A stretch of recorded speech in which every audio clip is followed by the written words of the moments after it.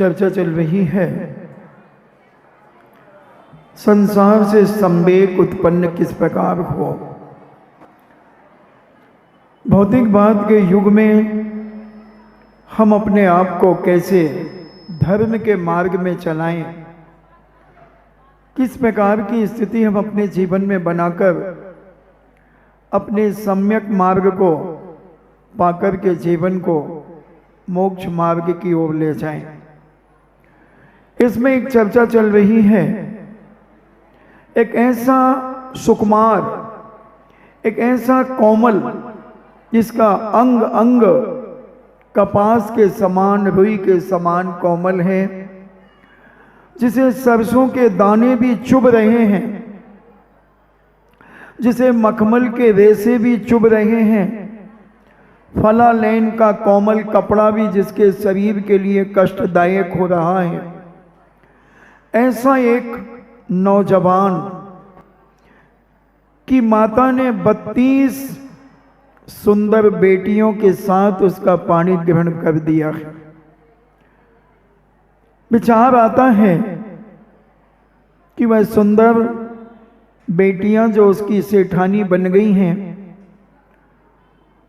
वह अपने पति के साथ रह करके सांसारिक सुख का आनंद ले रही हैं।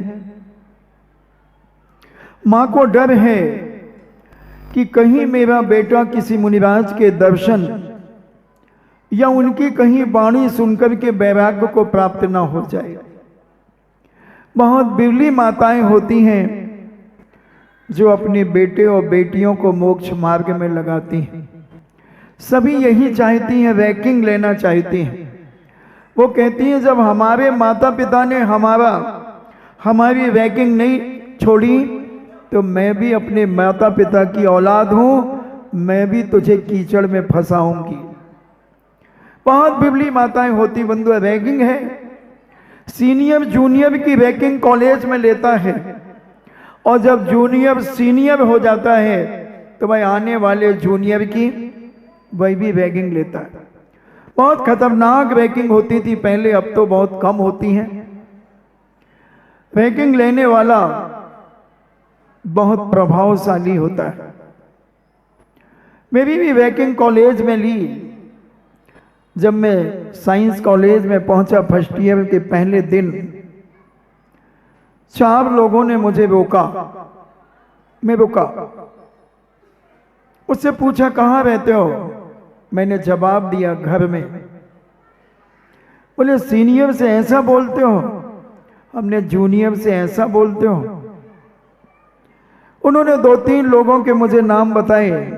उनको जानते हो? मैंने उनसे पूछना, वो मुझे जानते हैं। बोले अच्छा, भाव बढ़ गए? मैंने कहा हाँ, भाव तो घटते बढ़ते रहते हैं। बोले घटाना पड़ेंगे। हमने कहाँ मिलेंगे? बोले कल मिलेंगे। हमने कहा ठीक, कहाँ मिलेंगे? तो जिनके उन्होंने नाम बताए थे वो मेरे साथ घूम रहे थे। उनसे बोले कि भाई ये तो कल बहुत बड़ी बड़ी बातें कर रहा था। उन्होंने कहा हाथ पांव तो नहीं चलाए ना? इतने में तुम्हारी खैरियत थी, नहीं तो ये 4 के लिए भी अकेला काफी था। तो रैंकिंग वाला और रैंकिंग जिसकी होती, अगर वह पावरफुल हो जाए तो किसी में दम नहीं है कि इसकी कोई रैंकिंग ले ले।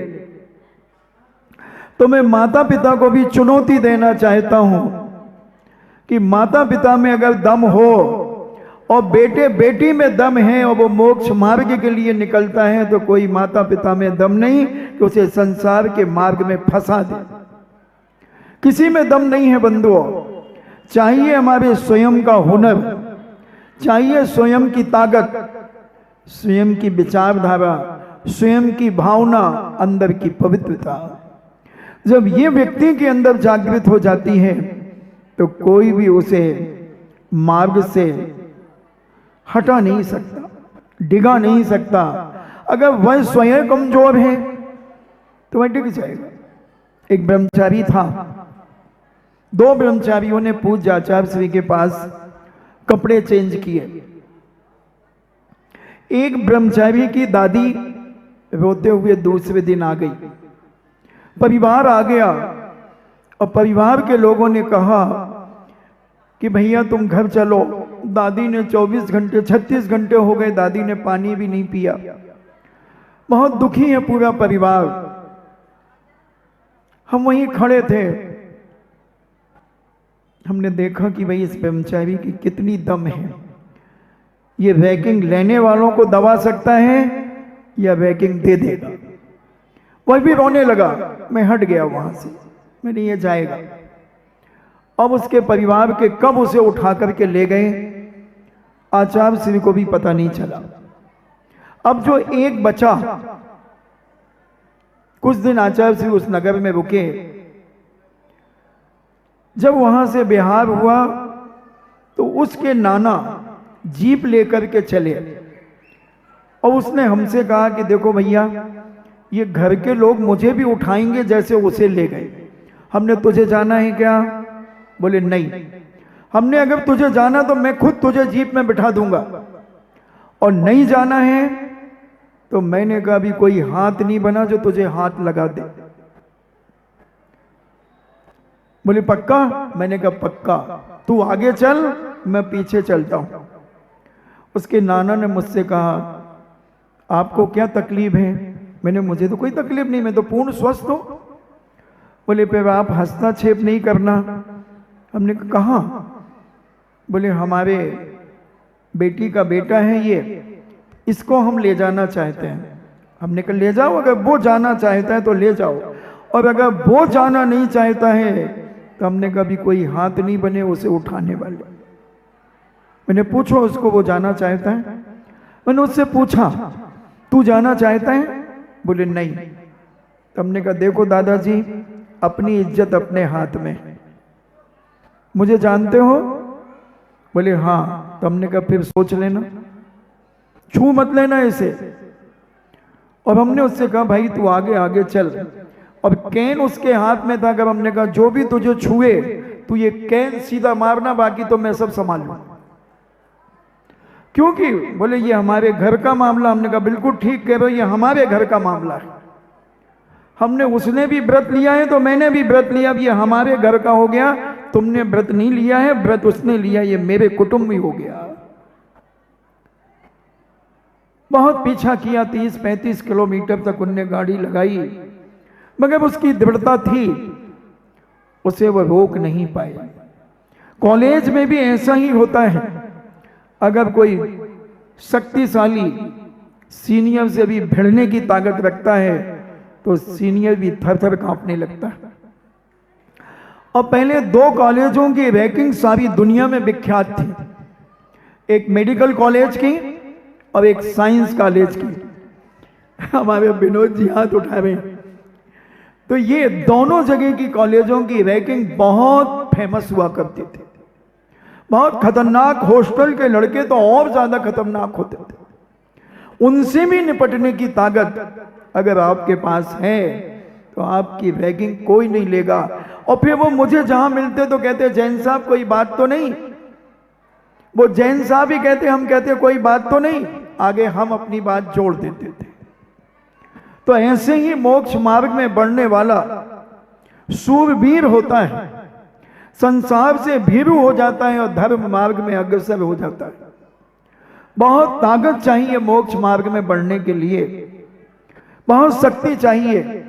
बस एक बार अगर दृढ़ता तुम्हारे अंदर आ जाए तो दुनिया की कोई ताकत, दुनिया का कोई राग, दुनिया का कोई मोह तुम्हें परास्त नहीं कर सकता बंधुओं।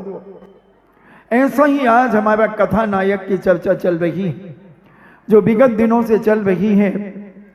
इतना कोमल है, इतना कोमल है कि जिसकी आरती उतारी गई तो उसकी आंखों से आंसू टप टप होने लगे।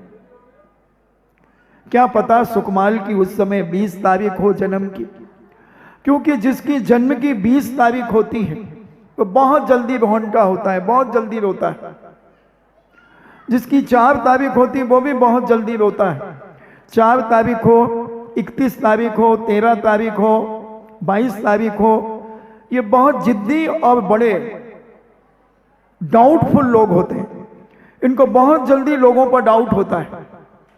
20 तारीख में भी 11 तारीख वाला, 20 तारीख वाला, 2 तारीख वाला, ये बहुत जल्दी रोते हैं और इन्हें लाल कलर ज्यादा पसंद होता है। जिद्दी बहुत होते हैं, सफाई बहुत पसंद करते हैं, बहुत सारे लॉजिक होते हैं। हो सकता है, मगर सुकुमार मुझे नहीं लगता कि उनकी वो 2 तारीख या 4 तारीख होगी, क्योंकि वो तो शारीरिक कमजोर थे। क्योंकि जब उनका आगे का जीवन हमने पढ़ा तो मैंने जाना कि वो तो बहुत बलशाली थे, शरीर से कोमल थे, शरीर बहुत कोमल था उनका। उन्हें सूर्य की रोशनी, उन्होंने अपनी जिंदगी में कभी सूर्य की रोशनी को नहीं देखा, क्योंकि उनकी मां ने रत्न दीपक पूरे कमरों में, हर कमरे में रत्न दीपक सजा करके रखा था, पूरे महल में रत्न दीपक लगा था। ऐसा पूरा 32 महल रानियों के, उनकी सेठानियों के थे, एक एक सेठानी के एक एक कमरे में रत्न दीपक का प्रकाश हुआ करता था। कितना बड़ा सेठ था वह, राजा भी जिसके चरणों में नतमस्तक सा हो गया। इतने बड़े सेठ, नगर सेठ के नाम से ख्याति प्राप्त थे, मगर वह सेठ भी, उसका पिता अपने बेटे का तिलक करके वैराग्य को प्राप्त हो गया, इतना धन वैभव छोड़ करके चला गया। और जब सुकुमार बड़े हुए, सेठ तो बचपन में ही पहले दिन ही घोषित हो चुके थे। सारी वार्तालाप कल हमने आपसे की थी, और राजा इतना प्रभावित और आकर्षित हो गया। और राजा को जब 5 रत्नों के थाल भेंट किए गए तो राजा आश्चर्यचकित हो गया कि ऐसे रत्न तो हमारे खजाने में भी नहीं। कुछ दिनों के बाद राजा को पुनः सुकुमार से मिलने का भाव आया, और प्रातः काल राजा साहब पुनः सुकुमार के कोठी पर आ गए। सुकुमार पंच परमेष्ठी की आराधना कर रहे थे, और राजा साहब का आने का जब सूचना मिली, यशोभद्रा ने उनकी आगवानी की और देखा कि राजा साहब ने तो स्नान भी नहीं किया है अभी। तो उन्होंने कहा कि आइए स्नान कीजिए। और राजा ने जब स्विमिंग पूल में स्नान के लिए गए, पहले भी स्विमिंग पूल होते थे, मगर आज के स्विमिंग पूल और पहले के स्विमिंग पूल में जमीन और आसमान का अंतर होता था, जैसे सूरज और चांद में अंतर होता है, जैसे स्त्री और पुरुष में अंतर होता है, जैसे बालक और बालिका में अंतर होता है, जैसे सुख और दुख में अंतर होता है, जैसे मंगल अमंगल में दुख अंतर होता है, जैसे नर्क और स्वर्ग में अंतर होता है। इतना अंतर होता था। पहले के स्विमिंग पूल इतने साफ सुथरे होते थे कि उसमें गंदगी नाम की कोई चीज नहीं रहा करती थी। और आज के स्विमिंग पूलों में सूसू मिली होती है, केमिकल्स डालकर के उसकी गंध को भले खत्म कर देते हैं। क्योंकि मैंने शायद एक दिन कहा था कि पानी व्यक्ति के ऊपर नहाने के समय जब पड़ता है तो उसे सूसू जरूर होती है, भले एक बूंद सूसू हो, मगर होगी होगी, 99.9 लोगों के लिए होगी। तो स्विमिंग पूल में जाने वाला व्यक्ति सूसू करता है, अब उसमें स्विमिंग पूल में नहाने वाला व्यक्ति करता, अब वो पानी, उसका गंदा पानी उसके मुंह में चला जाता। कितने लोग उसमें स्विमिंग पूल में नहाते हैं, किस किस के अंडरवियर पहनते हैं। और महिलाएं भी जब स्विमिंग पूल में जाती हैं तो वो भी किस किस के कपड़े पहन करके उसमें नहाती हैं। रामदास, जिनदास, रैदास, कौन कौन से दास वो कपड़े पहनते हैं। किसी को खाज खुजली भी हुई होगी, वो बीमारी लेकर के तुम अपने घर आ जाओगे। राजा महाराजा सेठ साहूकारों के यहाँ स्विमिंग पूल होते थे, मगर एक ही व्यक्ति उस स्विमिंग पूल में स्नान करता था, जिसके नाम से स्विमिंग पूल होता था वही करता था। सुकुमार का भी स्विमिंग पूल था, और सुकुमाल स्विमिंग पूल करते थे, स्विमिंग पूल में नहाते थे। कई स्विमिंग पूल उनके लिए थे, वो उसमें नहाते थे। उनकी रानियों के भी थे, उसमें भी नहाते थे। और वह राजा को जब स्विमिंग पूल में नहाने के लिए दिया गया, बिल्कुल साफ सुथरा स्विमिंग पूल था, नया स्विमिंग पूल था और नए कर्मचारी उसकी देखरेख किया करते थे, तो उसे साफ तो कर दिया। उसके पहले जो रानियां सेठानियां स्नान करके गई थी, उनके आभूषण उस स्विमिंग पूल में पड़े थे। पानी तो चेंज कर दिया मगर वो आभूषण पड़े हुए थे। राजा साहब स्नान करते करते उनकी हाथ की अंगूठी गिर गई और राजा साहब उस अंगूठी को ढूंढने के लिए स्विमिंग पूल में जब नीचे घुसे तो उनके हाथ में हीरे मोती जवाहरात के बहुत सारे आभूषण उनके हाथ में आ गए। वो आश्चर्यचकित हो गए कि स्विमिंग पूल में ये हीरे मोती जवाहरात पड़े हुए, ये सेठ है कि राजा है कि महाराजा है कि मांडलिक है, क्या है ये? इतने स्विमिंग पूलों में ऐसे ही पड़ा हुआ सामान आभूषण। राजा बड़ा आश्चर्यचकित हुआ और लौटकर जब स्नान आदि करने के बाद सुकुमाल भी स्नान करके निकले और राजा साहब भी निकले। सुकुमाल के शरीर को भी नौकरों ने पहुंचा, राजा के शरीर को पहुंचा, दोनों ने वस्त्राभूषणों को पहना और जिनेंद्र भगवान के जिनालय में जाकर जब अभिषेक किया, राजा ने भी अभिषेक किया, सुकुमाल ने भी अभिषेक किया। अपनी 32 सेठानियों को अपने सगे हाथों से जब सुकुमाल ने गंधोदक दिया तो राजा देख करके आश्चर्यचकित हो गया कि ये भी कोई कुल परंपरा है, ये भी कोई धर्म है कि अपनी पत्नी को अपने हाथों से गंधोदक देना। सुकुमाल से पूछा, ये क्यों दिया जा आपने इनको? बोले, ये मेरी सौभाग्यवती सेठानियां हैं और मैं इनका सौभाग्य हूं। सौभाग्य का कर्तव्य है कि अपनी सौभाग्यवती के लिए अपने सगे हाथों से गंधोदक देना चाहिए। ये परंपरा जिनेंद्र भगवान के कुल की परंपरा है। सेठ राजा ने कहा कि अब कल से मैं भी अपनी रानी के लिए अपने हाथों से गंधोदक दूंगा। हर मां को अपने पति से गंधोदक लेना चाहिए और अगर पति अभिषेक नहीं करते हो तो उनको एंटीमेटम दे दो कि कल का उपवास रहेगा अगर आपने मुझे गंधोदक नहीं दिया तो। है हिम्मत? पता लग जाएगा कितना चाहता है।